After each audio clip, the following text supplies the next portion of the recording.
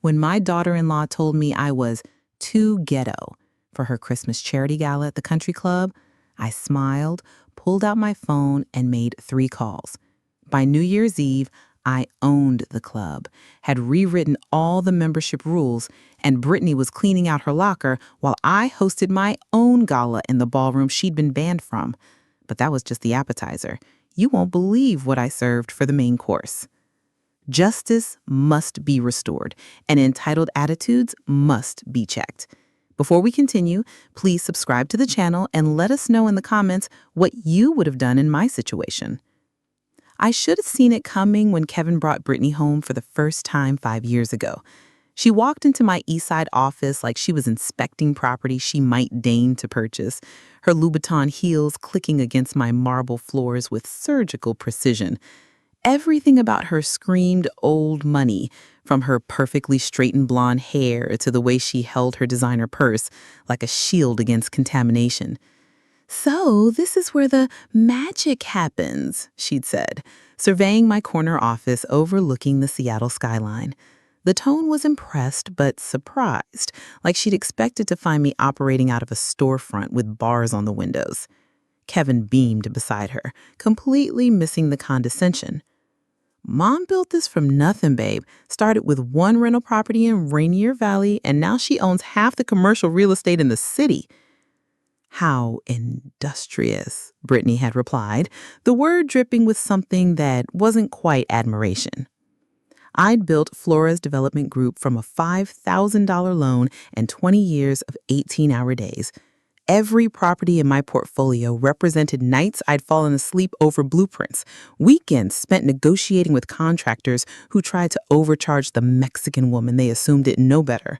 I'd earned every square foot through intelligence, determination, and an absolute refusal to accept limitations other people tried to place on me. But to Brittany, I was just Kevin's mother who'd gotten lucky in real estate. The request started small, the way they always do. Kevin needed help with the down payment on a house in Bellevue. Nothing too fancy, just $180,000 so they could get into the right neighborhood. Brittany had found the perfect place, walking distance from the Riverside Country Club where she'd already been accepted for membership. "It's important for networking," she'd explained over dinner at the Metropolitan Grill, a $200 per person restaurant where she'd insisted we meet to discuss their situation. The ladies who lunched there, their husbands run the biggest companies in the Northwest. This isn't just about a house, Denise. This is about Kevin's future. Kevin's future. The magic words that opened my checkbook every time. The mortgage payments followed naturally. $4,800 a month, automatically transferred from my business account to theirs. When Kevin's architectural firm struggled through its 2nd year, I'd covered the payments without being asked. When it struggled through its 3rd year, I'd covered them without complaint. When it became clear that Kevin's architectural firm existed mainly to give him something to do between tennis lessons, I'd kept covering them without comment. Then came the cars. Brittany needed something appropriate for her position at the country club, a Range Rover, naturally. Kevin couldn't show up to client meetings in anything less than a BMW. 2 more monthly payments, $1,400 combined, flowing from my account to theirs like blood from an open artery. The charity luncheons required appropriate clothing. The tennis tournaments demanded the right equipment. The social calendar necessitated a certain standard of living. Every month brought new essentials, each one accompanied by Brittany's gift for making generosity feel like an obligation. "I know it's asking a lot," she'd say, perched on my office couch like a cat planning to knock something expensive off a shelf. "But Kevin is building relationships with potential clients. The Hendersons introduced him to that developer who might hire his firm. This isn't charity, Denise. This is investment in our future." Our future. As if the 3 of us were partners in some grand enterprise instead of me funding their lifestyle while they played house in suburbia. Riverside Country Club sat on 40 acres of manicured perfection overlooking Lake Washington, where old Seattle money went to reinforce its superiority over new Seattle money. The initiation fee alone was $75,000, plus monthly dues that cost more than most people's mortgages. It was the kind of place where conversations about the right kind of people happened behind smiles that never reached the eyes. Brittany had joined within months of moving to Bellevue, sponsored by the wife of Kevin's former boss, and embraced by women who recognized a fellow practitioner of social climbing. She'd found her tribe among the tennis-playing, charity-organizing, husband-managing elite who treated exclusion like an art form.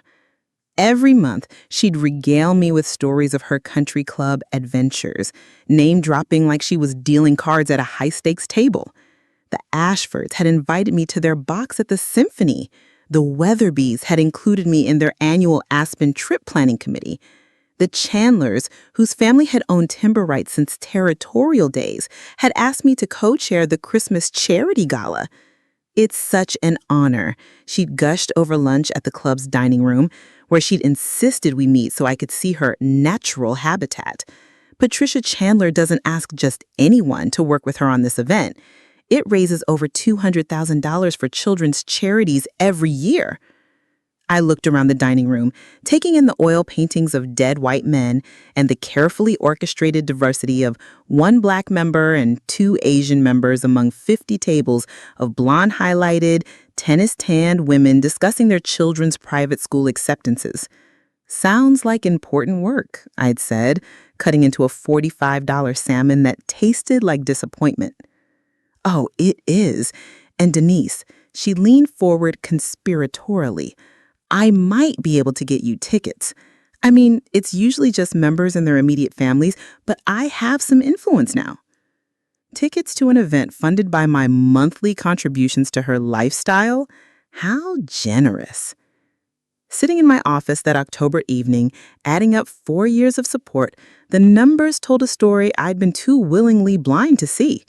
$180,000 for the down payment on the house, $230,400 in mortgage payments, $67,200 in car payments, another $89,000 for various essentials, clothing allowances, country club dues, emergency repairs that always seem to emergency their way into luxury upgrades. $566,600, more than $500,000 flowing from my business account to fund Brittany's performance as old money aristocracy. My accountant had been dropping increasingly unsubtle hints about the drain on my cash flow. Denise, I know family is important, but you're supporting 2 households here. Maybe it's time to restructure this arrangement.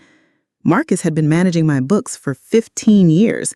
He'd watched me build my real estate empire from nothing, celebrated every major acquisition, warned me away from deals that looked too good to be true. He'd never questioned my business judgment before. They're building their future, I'd said, the word sounding hollow even to me. No, Marcus had replied, pulling up the spreadsheets on his laptop. You're building their future. They're spending it.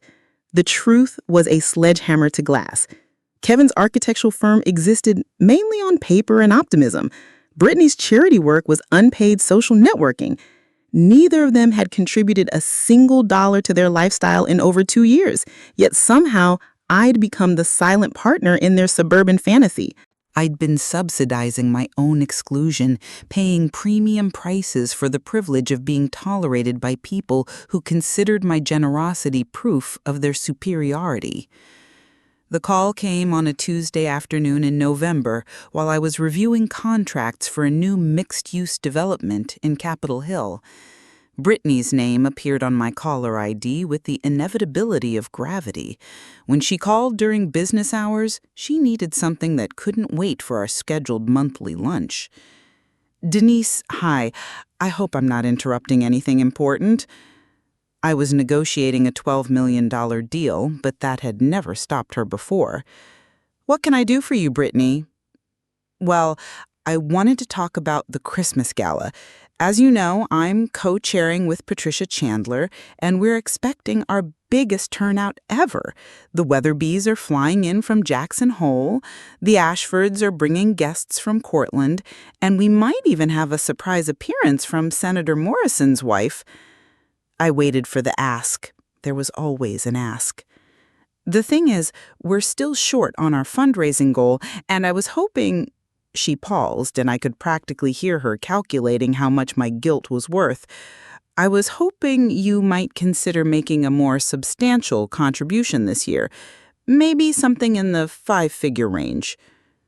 5 figures. For a charity event I'd never been invited to attend, despite funding the lifestyle of its co-chair. How much exactly, Brittany? Well, Patricia suggested that major donors at the $25,000 level could be recognized in the program. It would be great publicity for your business, networking with the right kind of clientele. $25,000 for my name in a program read by people who'd never consider hiring a Mexican woman for their real estate needs, no matter how successful she was. And would this contribution include tickets to the event? The pause stretched long enough to cross state lines. Oh, Denise, I should have been clearer. This is a very intimate gathering. We're limited to 150 people, and the guest list is, well, it's quite exclusive. Mostly long-standing club members and their families. You understand. I understood perfectly. My money was welcome. My presence was not. But your contribution would be so meaningful to the children's charities we're supporting. Sometimes the most generous thing we can do is support from behind the scenes. Behind the scenes, where the help belonged. Brittany, I said, my voice steady as a surgeon's scalpel, are you telling me that after 4 years of financial support, after helping you build the lifestyle that got you accepted into this club, you don't think I'm suitable to attend your charity event? Another pause, shorter this time, but loaded with calculation. It's not about suitable, Denise. It's about fit. This particular crowd has very specific expectations about social dynamics. They're used to a certain type of conversation, certain shared experiences. Your background is so different from theirs. My background? 20 years of building a multi-million-dollar business from nothing, but that wasn't the background she meant. What background is that, exactly? Well, you know, your upbringing, your business style, even your accent sometimes. The ladies here, they've been groomed for this environment since childhood. They went to the right schools, married into the right families. It's not your fault that you didn't have those advantages, but she was actually doing it, actually saying out loud what I'd been seeing in sideways glances and carefully worded exclusions for 4 years. I'm too ghetto? Is that what you're trying to say? God, no, I would never use that word. I'm just saying that sometimes people from different backgrounds can feel out of place in certain social situations. I'm trying to protect you from an uncomfortable evening where you might not fit in with the conversation or social cues. The condescension was breathtaking in its completeness. She was protecting me from the discomfort of attending an event I was paying for, surrounded by people whose lifestyle I was subsidizing. And Kevin, does he agree with this assessment of my social inadequacy? Kevin understands that there are different circles for different purposes. This is about raising money for charity, not about family dynamics. Kevin, my son, the man I'd raised to believe that character mattered more than pedigree, had signed off on my exclusion from an event I was bankrolling. Let me make sure I understand this correctly. I walked to my office window where I could see the city I'd helped reshape through 2 decades of strategic development. You want me to write a $25,000 check to fund an event that I'm not sophisticated enough to attend, hosted by a woman whose entire lifestyle I've been financing for 4 years, at a club whose membership fee I've been paying monthly, to benefit charities that will never see my name associated with their work because my presence might make the real donors uncomfortable? When you put it like that, it sounds like exploitation with a tax write-off?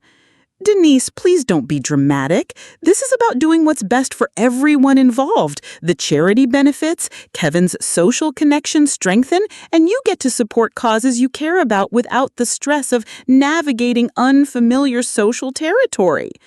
Unfamiliar social territory. I'd been navigating hostile territory my entire career, turning skeptical investors into partners and suspicious contractors into allies. But apparently, I wasn't qualified to make small talk with women who'd never worked a day in their trust fund lives. And if I refused to fund this event, the question hung in the air like smoke from a house fire. Well, I hope you wouldn't let personal feelings interfere with such an important charity cause. Think of the children, Denise. This isn't about us. Think of the children, the same manipulation tactic she'd used to justify every previous request for money, wrapped in moral superiority and delivered with the confidence of someone who'd never been told no. I looked at my reflection in the office window, a 54-year-old woman who'd built an empire through intelligence and determination, being lectured about social appropriateness by someone whose greatest achievement was marrying my son. You know what, Brittany? You're absolutely right about one thing. We do come from different backgrounds. I could hear her relief through the phone. I'm so glad you understand. You come from a background where money appears magically in your account every month, where houses and cars and country club memberships are just things other people provide for you, where charity means asking someone else to write checks while you take credit for the generosity. Denise, I think you're misunderstanding. And I come from a background where we earn what we have, where we treat people with respect regardless of their bank account, and where family means showing up for each other instead of hiding them when it's convenient. The silence stretched between us like a chasm. But here's what we're going to do. I'm going to make that charitable contribution. In fact, I'm going to make a contribution that will ensure this year's gala raises more money for children's charities than ever before in the club's history. Oh, Denise, that's wonderful. I knew you'd. And I'm going to attend the event, not as Kevin's charity case mother, not as your silent financial backer, but as a major donor who deserves a seat at the table I helped build. But Denise, I've already explained that the guest list is about to change. And I ended the call. I sat back in my leather chair, looking out at the Seattle skyline where cranes and construction equipment marked the sites of my current projects. For 4 years, I'd been playing by their rules, accepting their limitations, funding their fantasy while pretending my exclusion was mutual agreement. Time to write some new rules. Marcus arrived at my office within an hour of my call, his laptop bag slung over his shoulder and his expression mixing curiosity with concern. In 15 years of managing my finances, he'd never heard me use the phrase emergency financial strategy session before. "What's going on, Denise? You sounded like someone had died." "Something has died," I said, gesturing to the chair across from my desk. "My patience, and possibly my relationship with my son." I explained the conversation with Brittany, watching Marcus's expression shift from confusion to disgust to something that looked like professional excitement. He'd been watching me subsidize Kevin and Brittany's lifestyle for 4 years, diplomatically suggesting budget adjustments that I diplomatically ignored. "So you want to cut off their funding?" he asked, already pulling up spreadsheets. "I want to do something more interesting than that. I want to buy the Riverside Country Club." Marcus stopped typing. "I'm sorry, what?" "You heard me. I want to purchase a controlling interest in the most exclusive club in Bellevue, the same club where my daughter-in-law thinks I'm too ghetto to attend charity events." "Denise, that's..." He paused, his accountant's brain catching up with his emotional response. "Actually, that might be brilliant. But do you know if it's even for sale?" "Everything's for sale, Marcus. The question is always price and timing."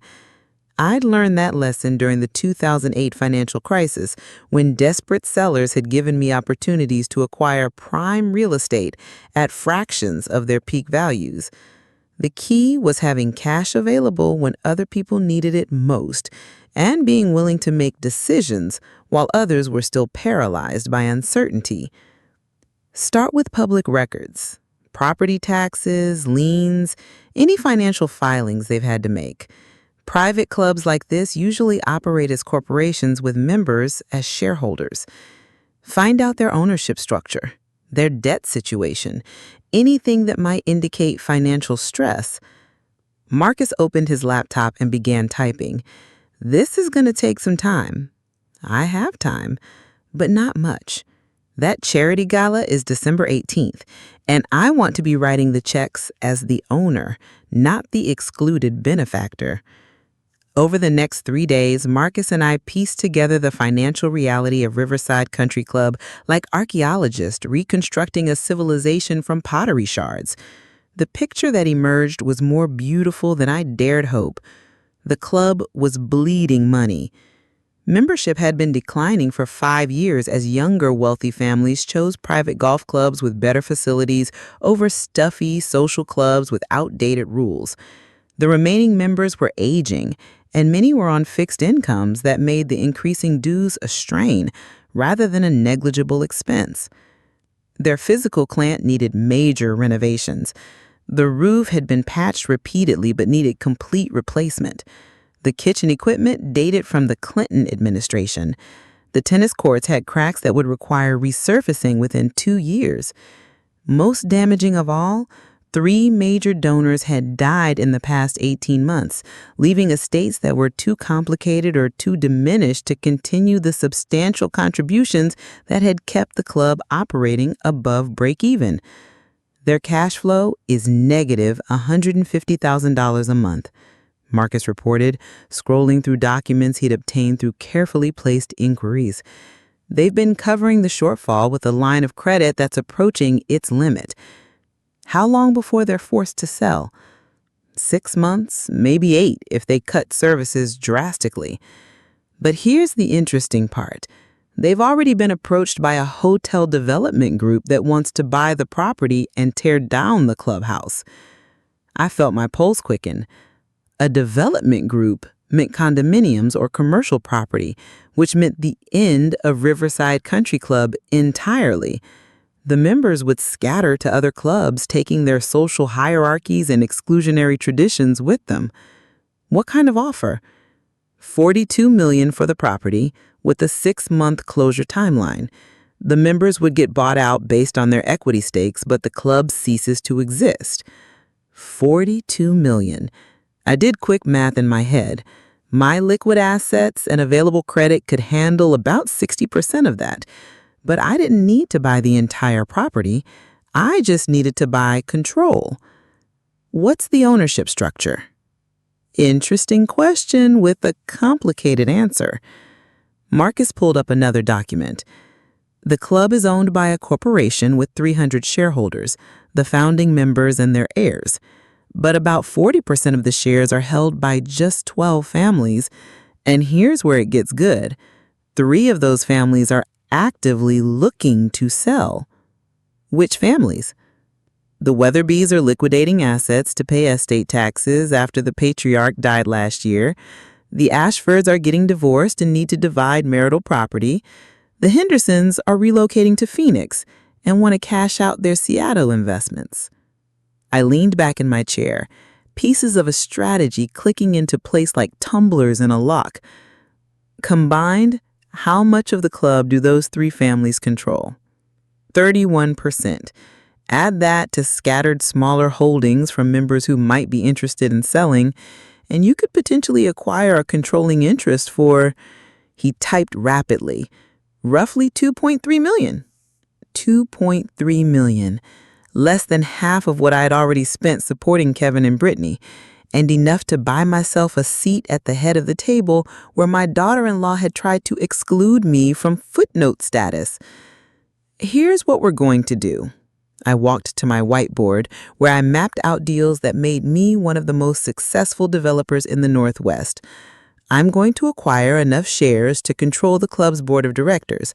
Then I'm going to implement new policies that prioritize business achievement over social pedigree. Marcus was taking notes like a court reporter. What kind of policies? Membership based on professional success rather than family connections. Board positions filled with people who've actually built something instead of just inherited it. And most importantly, complete transparency about financial contributions to club events. I drew circles and arrows connecting shareholders to board positions to policy changes. The beauty of this plan is that I'm not destroying their little social ecosystem. I'm improving it, making it more merit-based, more inclusive of people who have earned their success. And Brittany?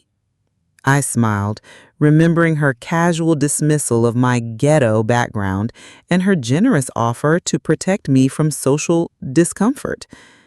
Brittany is going to discover that when you bite the hand that feeds you, sometimes that hand buys the restaurant and changes the menu. What about Kevin? The question hit harder than expected. Kevin, who'd stood by while his wife excluded his mother from events she was funding. Kevin, who'd benefited from my generosity while allowing his wife to treat me like an embarrassing relative to be hidden from polite society. Kevin is going to learn that respect isn't something you can take for granted, even from family, especially from family. I capped my marker and stepped back to admire the strategy diagram. It was elegant in its simplicity and devastating in its completeness.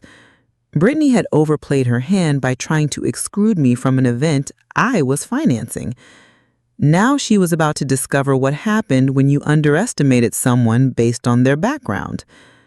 One more thing, Marcus. I want you to research the biggest charity fundraising events in Seattle over the past 5 years. Find out what kind of money gets raised by people who actually know how to ask for it. Why? Because I'm going to show the ladies of Riverside Country Club what a real fundraiser looks like. And I'm going to do it using everything they thought disqualified me from their little social circle. The Weatherby family attorney's office overlooked Elliott Bay from the 34th floor of Columbia Center. All glass walls and expensive furniture designed to intimidate people who weren't used to conducting business at this altitude. William Weatherby III sat across from me with the nervous energy of a man who'd inherited wealth but never learned how to maintain it.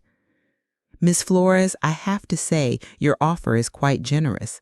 Frankly, more than we expected for our shares. I'd offered $750,000 for the Weatherby family's 11% stake in Riverside Country Club, about 15% above fair market value, but well within the range of what I considered strategic overpayment. When you're buying control, you pay for speed and certainty, not bargains. I believe in paying fair prices for valuable assets, Mr. Weatherby. He shifted in his leather chair, clearly uncomfortable with the straightforward nature of our transaction. I hope you don't mind my asking, but what's your interest in the club? I don't believe I've seen you at any of the social functions. My daughter-in-law is a member, Brittany Flores. She speaks very highly of the club's social opportunities. Recognition flickered across his face. Ah, yes. Lovely girl. She's been quite active in the charity events. Your family must be very proud. We are, I said, signing the final documents with a Mont Blanc pen that cost more than most people's monthly car payments. We are very proud of our contributions to the club's success. The Henderson and Ashford acquisitions followed similar patterns over the next 4 days. Desperate sellers, generous but not suspicious offers, and careful conversations that revealed just enough about my connection to the club to satisfy curiosity without raising alarms. By Friday afternoon, I owned 33% of Riverside Country Club, making the largest single shareholder and automatically granting me 3 seats on the 7-member board of directors.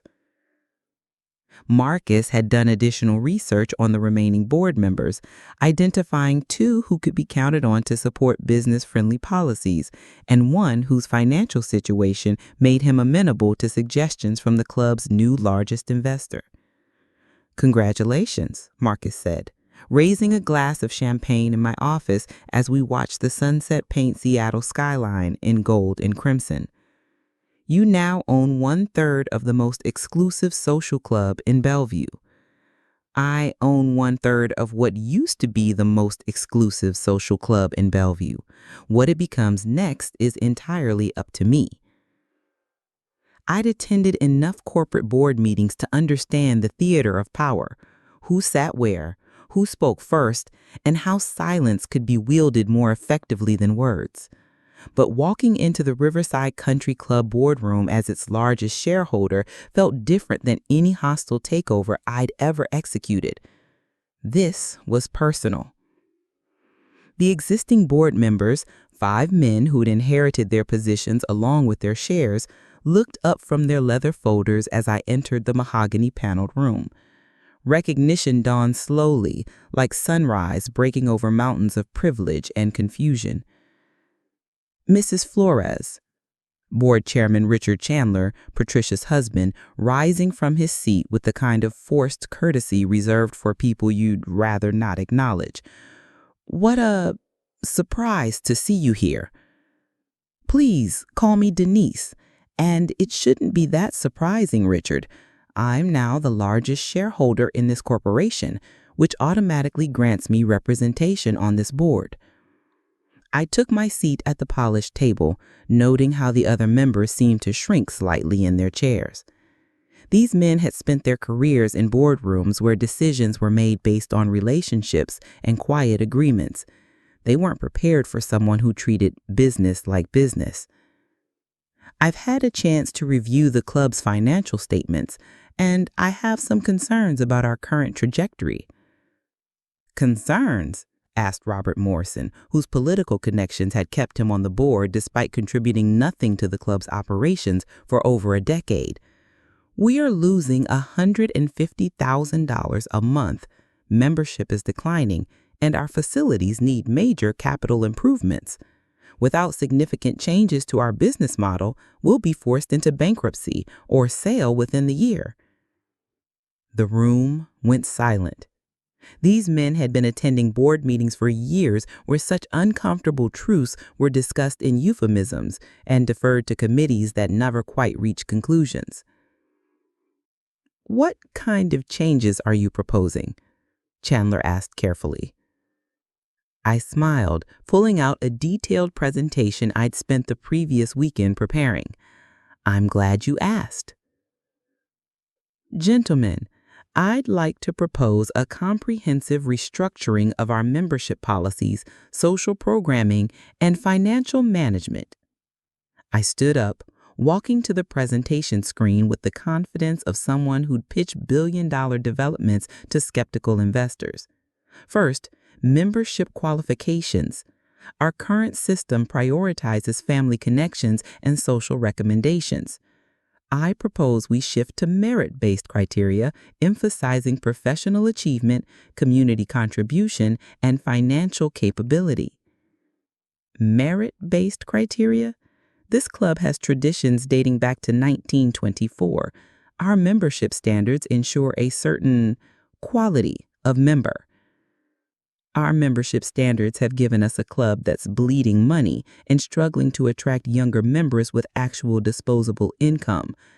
Quality should be measured by what people have built, not what they've inherited.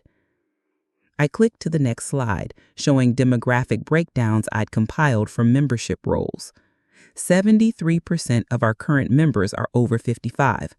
41% are over 65. We have exactly 12 members under 40, and 6 of those are dependents of older members. This isn't sustainable. Chandler leaned forward. "What exactly are you suggesting?" "I'm suggesting we actively recruit successful entrepreneurs, executives, and professionals who can afford our dues without strain and who will use the club for actual business networking rather than social preservation. And how would this recruitment work? I clicked to the next slide. A list of Seattle's most successful business leaders categorized by industry and net worth. The room went quiet as they recognized names they'd seen in Forbes and Fortune, but never considered for membership. These are people who could strengthen our financial position while bringing fresh energy to our social programming. The only thing that's kept them out previously is a membership system designed to exclude rather than include. Which brings me to our upcoming Christmas charity gala. I watched Chandler's face carefully. His wife Patricia was co-chairing with Brittany, and I suspected he knew more about the guest list politics than he'd admit. "What about the gala?" he asked warily. "I'd like to propose expanding the guest list and fundraising goals significantly. Instead of 150 people raising $200,000, let's plan for 300 people and raise $500,000. The numbers hit the room like a physical force. They never conceived of fundraising at that scale. That's ambitious. But how would we accommodate that many people? And more importantly, how would we maintain the exclusivity of the event?" Exclusivity? I smiled, pulling up my final slide. "Gentlemen, I've written a personal check for $100,000 to serve as the foundational donation for this year's gala. I've also secured commitments from 12 other business leaders for donations ranging from $25,000 to $50,000 each."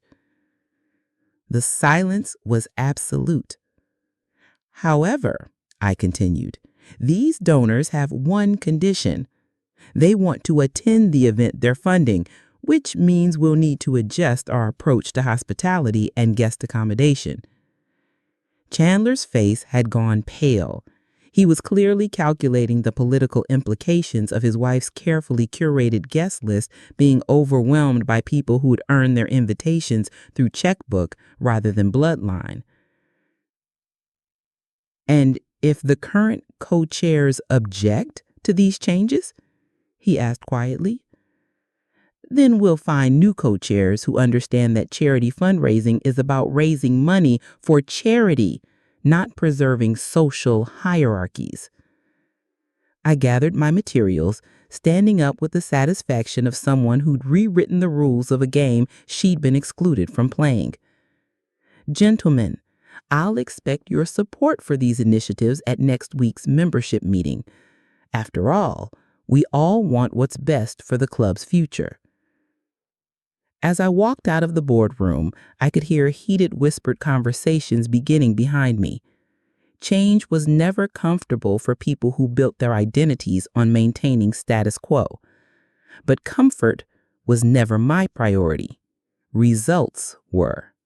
The call came at 6:47 a.m. on a Wednesday, early enough to catch me during my morning coffee, but late enough that Brittany had clearly spent the entire night processing whatever information had reached her about the club's ownership change.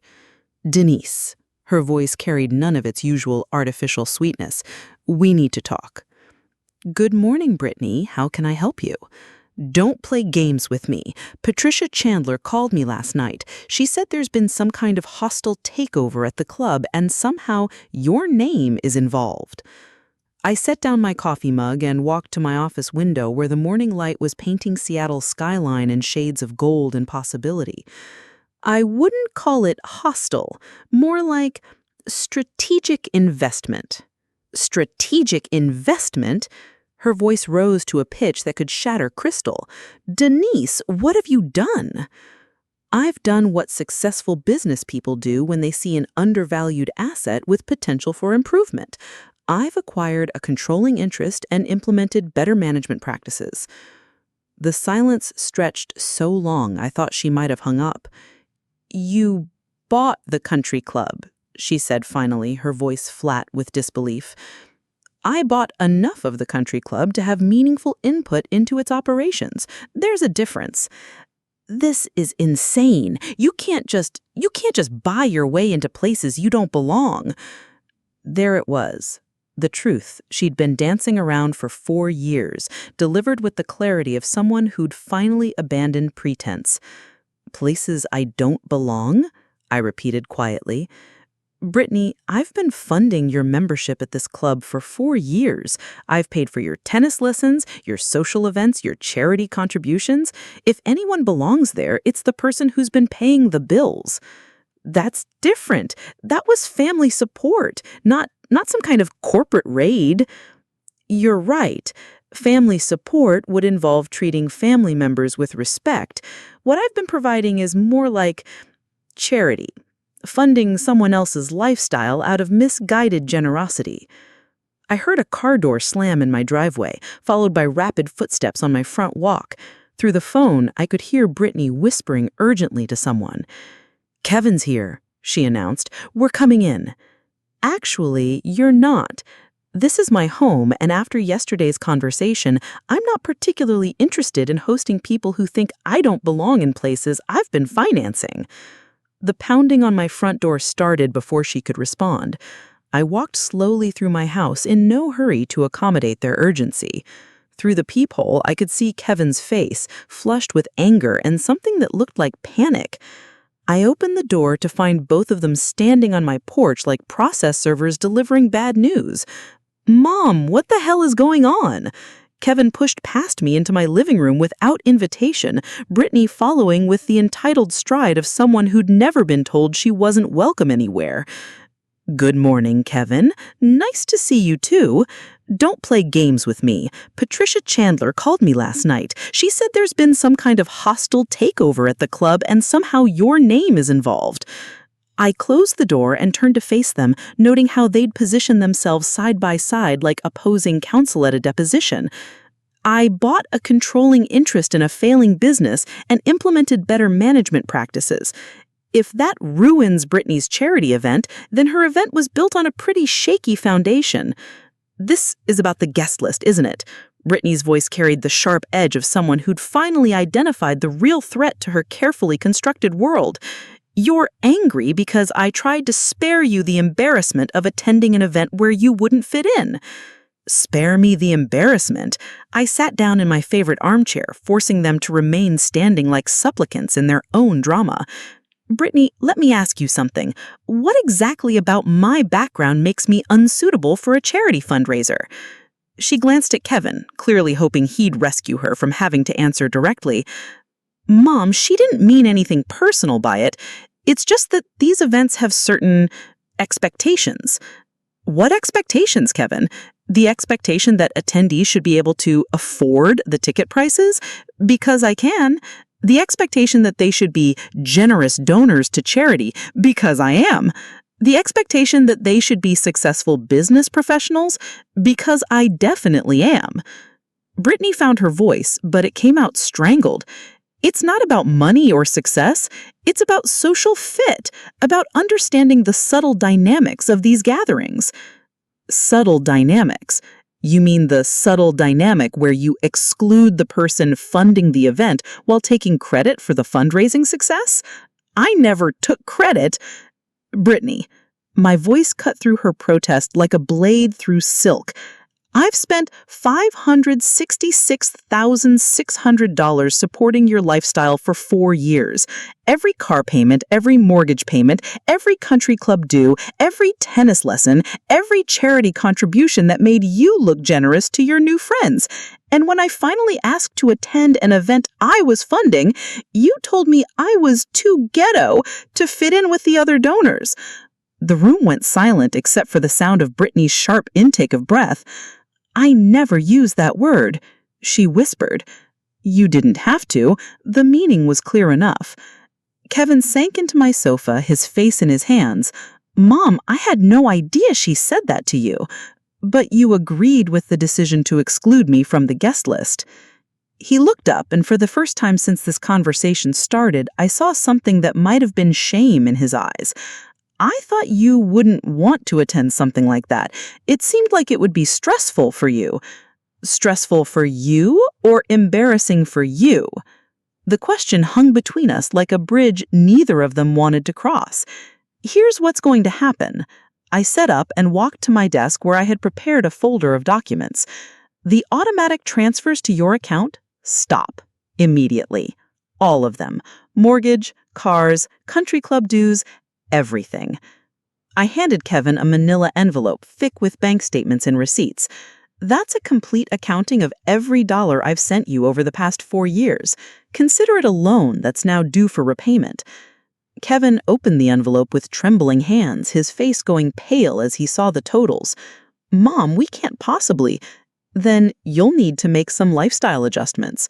Sell the house, trade in the cars, cancel the club membership you can't afford anyway. You can't be serious, Brittany said, her voice rising to near hysteria. We have commitments, obligations. People are depending on us. People like who? The charity that's depending on you to raise money you don't have?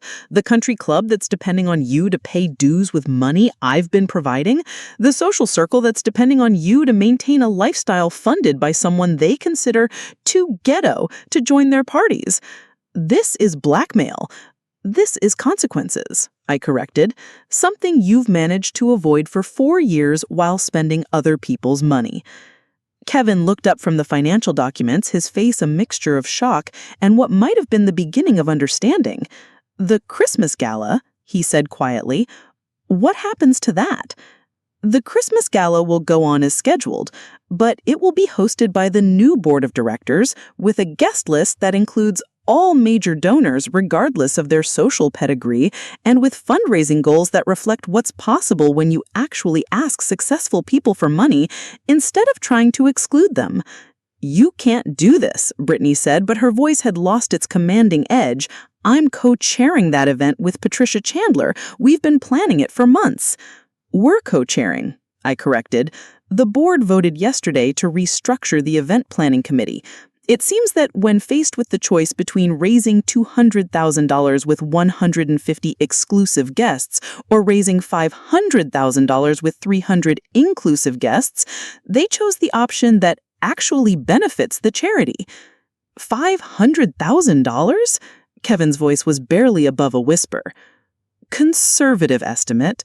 When you invite people who've actually built successful businesses instead of just inherited them, they tend to write bigger checks. I walked back to my chair, leaving them standing in my living room like defendants waiting for a verdict. Brittany, you have a choice to make.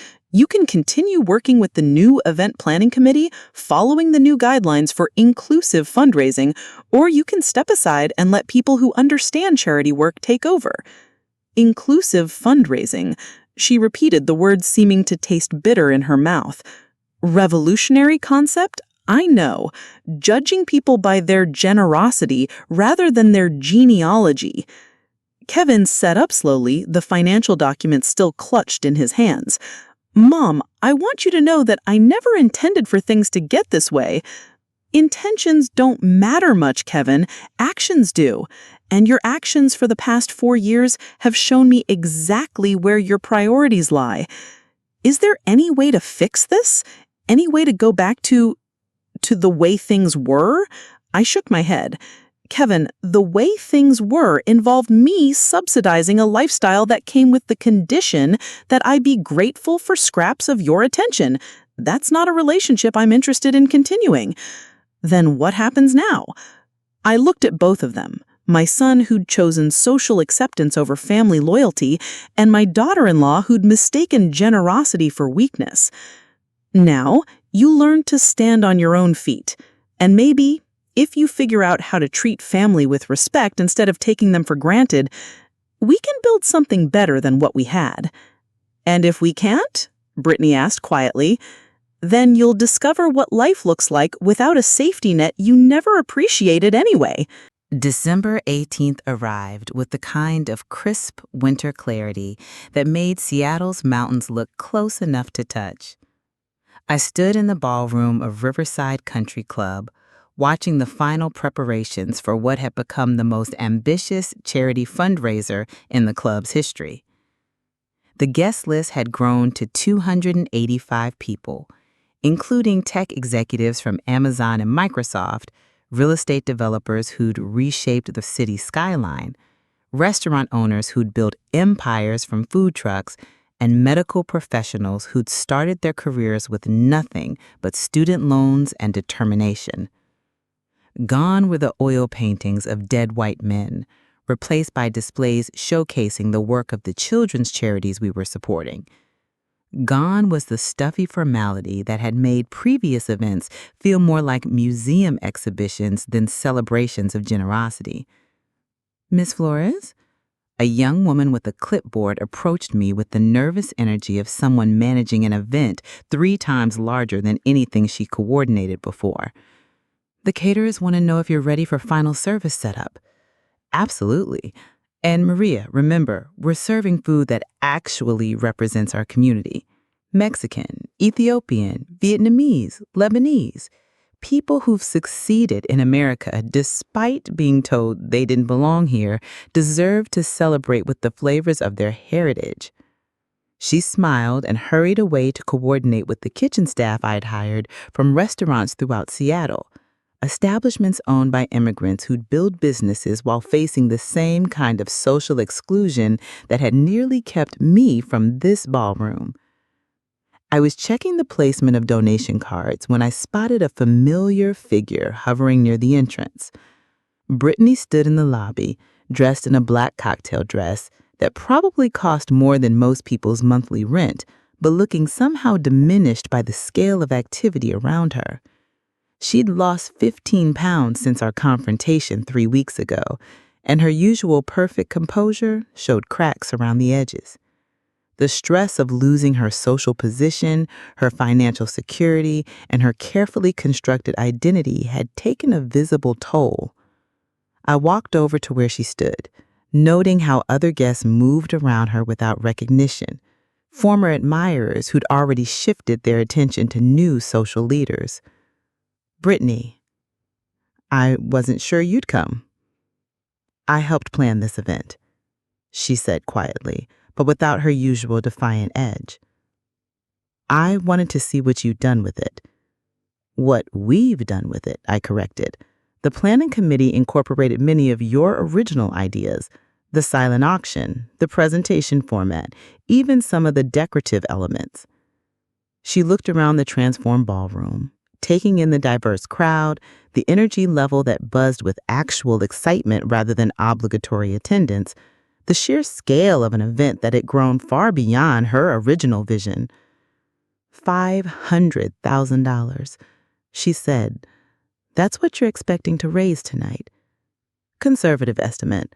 We've already collected over $300,000 in advance commitments." Her face crumpled slightly. "I never imagined it could be this big." "Because you were planning an exclusive social event with fundraising as a side benefit. We planned a fundraising event with socializing as a side benefit. Different priorities lead to different results." "Mom?" Kevin's voice came from behind me, and I turned to see my son approaching with something I hadn't seen in years: genuine humility. He looked different than he had 3 weeks ago. Less polished, maybe, but more real. The expensive suit had been replaced with something off the rack, but well-fitted.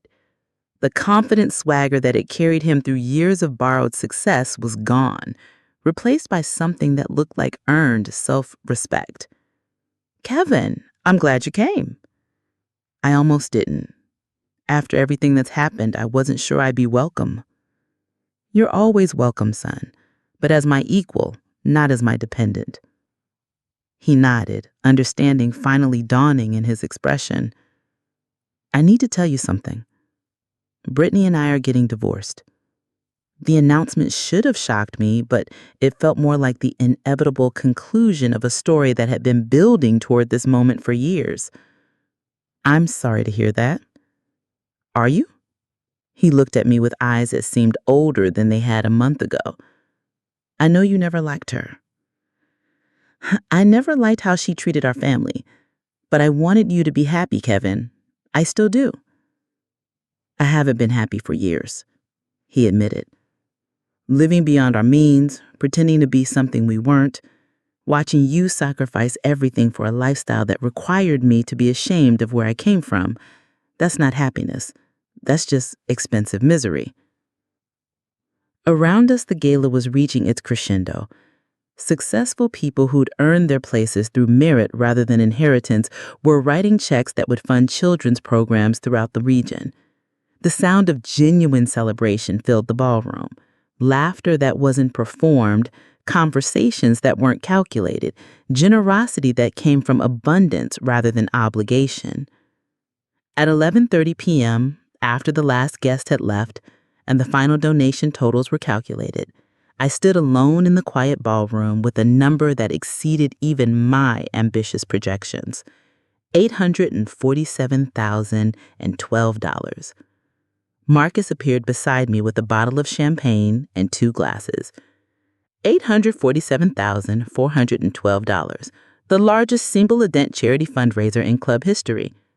And enough to ensure that Riverside Country Club will operate comfortably in the black for the next 5 years while funding 3 times the children's programming they supported previously.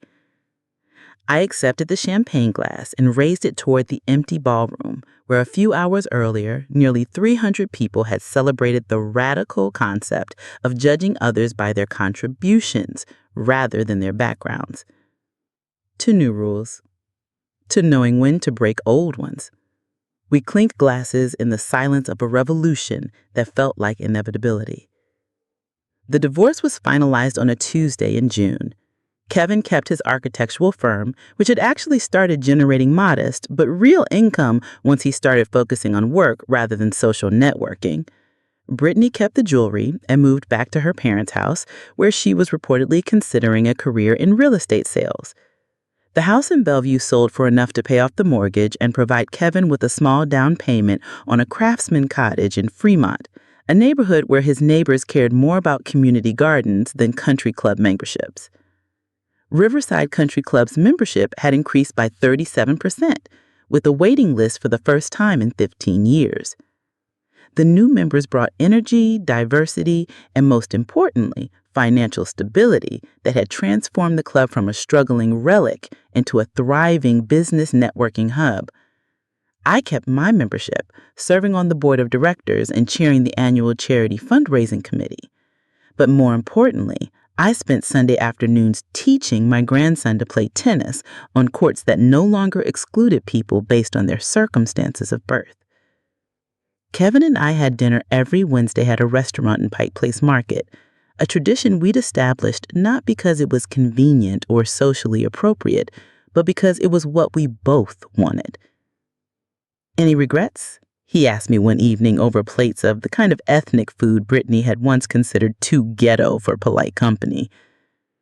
I considered the question, thinking about the $566,600 I'd never get back, the 4 years of family gatherings I'd missed, the charity events where my contributions had been welcomed while my presence was not.